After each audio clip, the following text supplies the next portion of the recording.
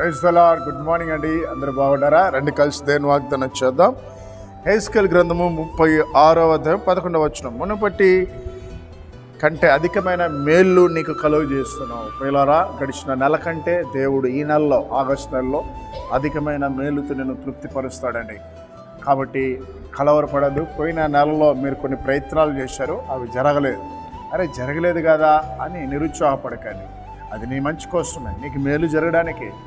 అరే నేను ప్రార్థన చేసినా నా దేవుడు సహాయం చేయలేదే అనుకోకండి. దేవుడు ఏదైనా తన బిడ్డలకి మేలే చేస్తాడు.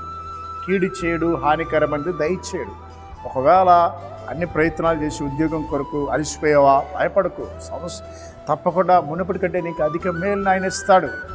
ఒకవేళ ఇల్లు కట్టాలని ప్రయత్నం చేసి వదిలేసావా, నిరాశతో ఉన్నారా, తప్పకుండా దేవుడు నీకు మేలుకరంగా ఆ ఇల్లు కట్టే విషయంలో సహాయం చేస్తాడు. వెనక కొంచెం వేయకండి. వివాహ విషయంలో ప్రయత్నాలు చేసి సంబంధాలు దొరకకుండా ఇక నిర్ణయించుకున్నారా, ఇక నాకు పెళ్ళి కాదులే, నా కూతురికి పెళ్ళి కాదులే కానీ నిరాశతో ఉన్నారా, భయపడకండి. ఒక మంచి సంబంధాన్ని ఇవ్వడానికి దేవుడు ఆలోచన చేశాడు. కాబట్టి దేవుడు నీకు మేలుతో నింపుతున్నాడు.